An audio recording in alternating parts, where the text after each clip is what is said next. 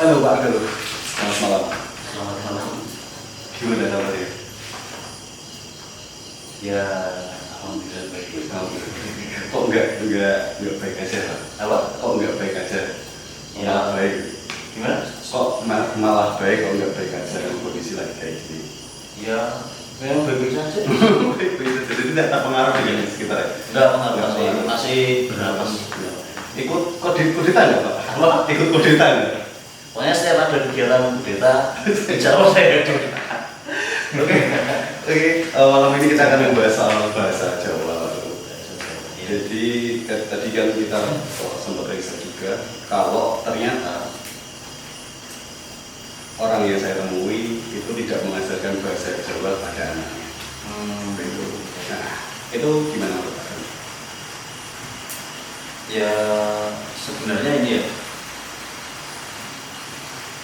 mungkin di sisi apa namanya, pendidikannya mungkin pendidikan itu sudah berbeda dengan yang dulu. Berbedanya gimana? Berbedanya kalau dulu itu dalam terutama ini maksudnya pendidikan di ini ya di sosial bukan hanya di sekolah. Kalau di sosial dulu itu masih misalnya waktu saya kecil gitu, waktu dengan kecil itu kan masih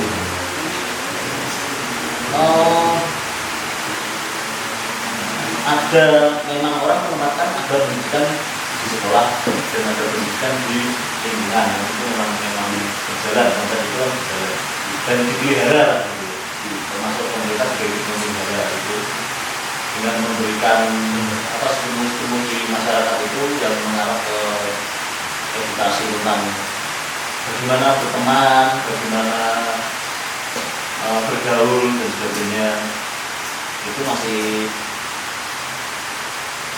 apa ya istilahnya, pendidikan sekolah pun mendukung untuk edukasi semacam itu di lingkungan rumah gitu dulu. Sekarang itu kalau sebenarnya kok bergeser gitu. Maksudnya pendidikan itu hanya sebatas formalitas saja. Artinya mungkin seperti anak saya di sekolah sudah diajari untuk di lingkungan harus seperti apa, harus tidak boleh membeda-bedakan teman, harus sopan dengan apa berbicara dengan teman dan sebagainya ada. Cuman itu kan hanya sebatas materi yang harus diingat dan harus untuk keperluan menjawab soal seperti itu.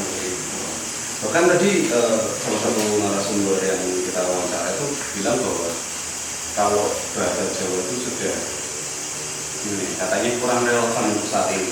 Katanya untuk berdialog pun ya sekarang gimana ya, bukan hanya satu suku dengan suku lain, bahkan untuk kedepannya dunia kerja pun menggunakan bahasa Indonesia. Apakah itu jadi faktor penyebab orang tidak mengajarkan bahasa Jawa pada anaknya? Ya, sebenarnya sudah ada unsur nilai yang hilang dalam bahasa Jawa. Unsur nilai? Ya, karena kalau dalam bahasa Jawa itu, jadi kalau kita lihat tatanan bahasa Jawa itu kan kelihatannya kan rumit gitu ya. Misalnya cara berbicara dari seorang anak berbicara dengan temannya harus menggunakan bahasa apa ya, moko gitu ya. Terus harus ketika berbicara dengan orang tua dengan bahasa kromo. Terus ada level lagi, ada yang lebih tinggi lagi di atasnya lagi gitu kan. Kalau di keraton itu komplitnya itu ada sampai ada 7 tingkatan bahasa gitu kan, ada urutan-urutan ada beberapa tingkatan bahasa lah. Dengan siapa kita berbicara itu tergantung levelnya gitu. Bukan level sosial ya, tapi level kebanyakan lebih pada orang yang kita hormati, orang yang lebih muda dari kita dan sebagainya. Ada tingkatan-tingkatan bahasa gitu loh. Tapi kalau di keraton masih. Itu kan seperti kelihatannya seperti rumit. Tapi kalau dilihat dari kacamata bahasa sebagai alat komunikasi. Nah, sebenarnya bahasa Jawa itu praktis. Loh, kok bisa praktis kan ada tingkatannya banyak gitu kan, kok bisa praktis? Karena di situ sudah mengandung unsur edukasinya. Misalnya gini, tentang nilai-nilai ini ya, nilai-nilai norma sosial gitu. Kayak tadi saya bicarakan dengan siapa kita berbicara, terus kita menggunakan tingkatan bahasa yang mana. Nah itu artinya kan di situ sudah ada, kalau orang Jawa bilang itu tokoh romo, unggah ungguh dan sebagainya. Secara tidak langsung secara tidak langsung itu ya. Terus untuk Pak Dul sendiri mengajarkan ke anaknya pakai bahasa apa? Bahasa Jawa itu memang saya ajarkan dengan bahasa Jawa. Walaupun ya tidak, sekarang sangat susah gitu. Untuk melindungi cara berkomunikasi itu sangat susah karena pergaulannya juga rata-rata pakai bahasa Indonesia. Ya, satu itu mungkin saya hanya bisa melindungi di lingkungan kecil saja. Misalnya di teman-teman dia bermain itu kita membiasakan dengan bahasa Jawa gitu ya, bahasa Jawa ya. Kalau bahasa yang Ngoko tadi mungkin sudah langsung bisa ketika dia bergaul. Bahasa Ngoko dan bahasa Indonesia. Tapi yang bilang itu bahasa Kromo itu ya. Yang bilang bahasa Kromo. Nah, terus gini Pak Dul mengajarkan anaknya untuk memakai bahasa Jawa ini ya. Dengan tantangan seperti itu, bahwa lingkungan juga rata-rata juga sangat ini ya, maksudnya sangat banyak ada yang mengajarkan bahkan mengajarkan bahasa Inggris, itu kan anaknya supaya kalau misalnya lihat di internet, oh anaknya bisa ngomong bahasa Inggris keren. Terus kenapa Pak Dul ini mengajarkan ke anak itu pakai bahasa Jawa? Alasannya? Karena saya pikir sebentar lagi ini lebih keren. Oh, bisa lebih keren. Lebih keren. Jadi gini, misalnya gini. Dengan dia belajar bahasa Jawa, otomatis setidaknya ada 2 tingkatan bahasa.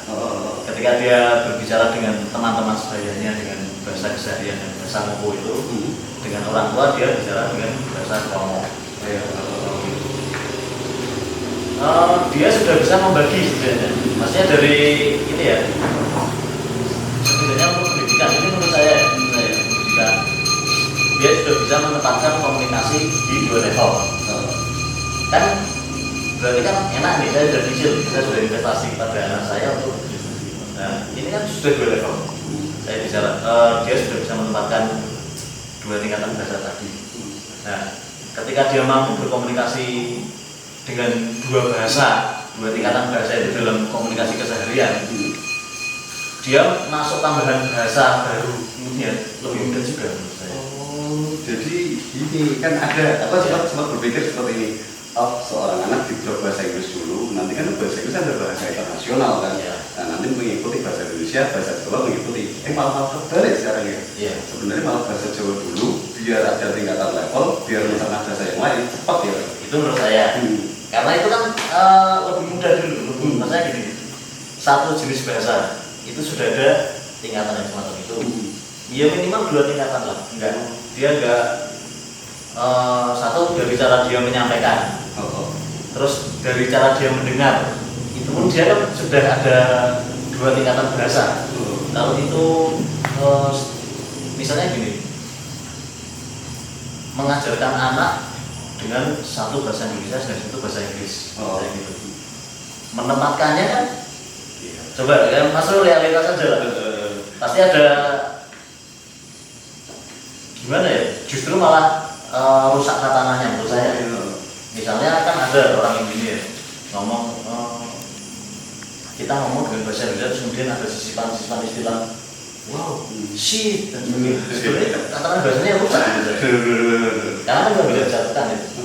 Berarti butuh kalau misalnya kalau di bahasa Jawa kan dengan tingkatan bahasa orang akan terdidik dengan tata krama itu tadi ya. Tapi kalau misalnya bahasa Inggris harus ada satu bidang keilmuan atau tambahan keilmuan lagi. Orang tua harus ngasih keilmuan soal tata krama itu sendiri. Ya. Itulah salah satu kepraktisan yang menurut saya. Tapi anak saya pun tidak begitu kesulitan ketika mencerna bahasa Indonesia karena di sekolah sudah berbahasa Indonesia. Jadi lebih mudah ya. Terus ada bahasa Inggris juga. Itu menurut saya sih ya, menurut saya. Terus gini Pak, saya tadi tertarik banget bahasa Jawa sebagai pendidikan. Nah, salah satunya adalah bentuk tadi pendidikan tata krama. Oh, iya. Ada hal sisi lain ya tentang bahasa Jawa yang lebih keren Ya. untuk pendidikan. Secara tidak langsung tingkatan bahasa tadi sudah mengarah ke situ. Iya. Kan sudah jelas itu. Tingkatan bahasa itu kan pakemnya itu. Kita harus berbicara dengan siapa, dengan orang yang lebih tua. Kita harus dengan tingkatan bahasa yang mana. Saya yang lebih halus, berbeda dengan kita berbicara dengan teman sebaya atau yang lebih kecil dari kita. Terus kemudian teman yang selevel atau apa gitu, ya mungkin masih berlaku juga ya selevel, dan ada teman yang misalnya ada pejabat gitu. Walaupun misalnya lebih muda dari kita, tapi biasanya kita menghormati karena dia memimpin kita. Oh iya, sekarang pemimpin istilahnya kurang diiniin karena sekarang katanya sangat terbuka Pak. Iya. Bahkan siapapun yang tidak kenal siapapun juga bebas untuk mengkritik karena sosial media. Nah seperti itu saya mengajarkan tentang pendidikan tata krama. Siapa pada siapa kita berbicara. Saya belum bisa menghubungkan, tapi baru sebatas keyakinan ya. Sekarang ini kalau dia dilihat di sosial media gitu. Kalau dulu pun gitu misalnya, dulu itu ada orang yang mungkin meluapkan kekesalan, meluapkan emosi dan sebagainya juga masih, karena tatanan bahasa ini masih lazim digunakan. Itu juga masih lebih halus gitu. Kalau sekarang bahkan ada ini ya, juk yang ini ya, juk mulut netizen Indonesia itu Ya, netizen lebih menyakitkan. Wah, gimana saya lupa saya ceritanya. Tapi itu kan sangat paut sekali. Nah inilah karena orang di generasi ini memang terbiasa tanpa batasan gitu. Dengan siapa kita berkomunikasi dan sebagainya itu, ya inilah salah satu mungkin ya menurut saya. Tapi saya yakin ini juga salah satu dampak juga sebenarnya. Iya. Jadi kita malah jadi gini loh Pak, kayak karena semuanya terbebas. Saya bingung antara kebebasan dengan satu sisi tata krama itu sendiri. Dan ketika kita ngomong kebebasan, siapapun boleh speak up, siapapun boleh ngomong. Cuman kalau dihubungkan dengan tata krama kan juga relevan juga. Apakah tata krama itu jelek image-nya Pak? Atau seperti apa? Maksudnya gini, kayak kesannya tuh ketika orang bisa bertata krama dengan orang lain itu malah kesannya tuh malah kayak dibungkam. Kalau kamu era kerajaan atau apa gitu. Biasanya kita harus tunduk atau seperti apa gitu kan. Wah itu berarti bentuk diskriminasi, bentuk ketidakbebasan. Apakah seperti itu Pak? Menurut saya tidak. Justru orang itu sebenarnya perlu batasan. Orang itu sebenarnya perlu batasan. Maksudnya gini ya, dampak gini ya. Anda berkomunikasi dengan saya ketika tanpa batasan. Tanpa batasan itu pun mungkin ada kerugian untuk saya. Juga dengan saya. Saya pengen tahu moral Anda dan sebagainya itu, Anda juga pasti akan terisi juga. Nah, artinya sebenarnya manusia butuh batasan. Tapi tolak ukurnya kita. Oh iya. Terus sekarang ini kita udah dapat banyak banget tadi bahasa Jawa untuk pendidikan. Terus kira-kira yang penyebabnya bahasa Jawa itu tidak diterapkan karena itu apa lagi? Tidak ngetren gitu. Padahal di sinetron juga terus juga pernah bilang bahwa sinetron pun ada penontonnya orang Jawa gitu. Harusnya kan harus ngangkat lagi atau enggak minimal di lingkungan kecil rumah lah diterapkan lagi. Rasanya apa ya? Ya karena mungkin anggapan dari mayoritas orang sudah tidak relevan, tidak praktis karena ya cara pandang itu tadi. Itu. Terus kemudian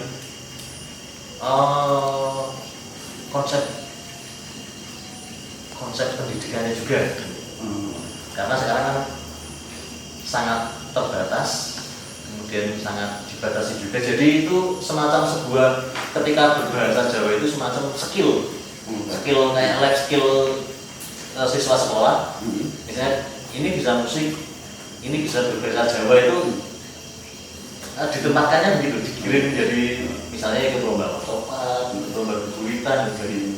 Hanya dibatas itu saja. Jadi lebih ke pencapaian prestasi gitu. Berbahasa Jawa itu pencapaian prestasi. Nanti iso di kursus kewan atau soro dan sebagainya. Arahannya itu bukan lagi kepada arahan ini ya, kehidupan bergaul gitu. Arahan kehidupan manusia ini ya, dari dasarnya harus punya tata krama. Iya. Kalau jadi empan papan apa? Nah iya, itulah. Akhirnya kan hilang, ada nilai yang hilang di situ. Jadi salah banget kalau kita ngobrol, ada orang yang ngomong bahwa bahasa Jawa bahasa yang katro, lama itu sangat kurang banget. Ya, sejuta ini tadi. Jadi itu aja untuk pembahasan tentang bahasa Jawa kali ini. Jadi kita coba untuk mengambil kesimpulan bahwa bahasa Jawa itu mempunyai pendidikan, yaitu pendidikan tata krama untuk mengajarkan attitude kepada generasi kita untuk kehidupan sosial yang lebih baik. Demikian podcast dari Ali Waris. Sampai jumpa di podcast berikutnya.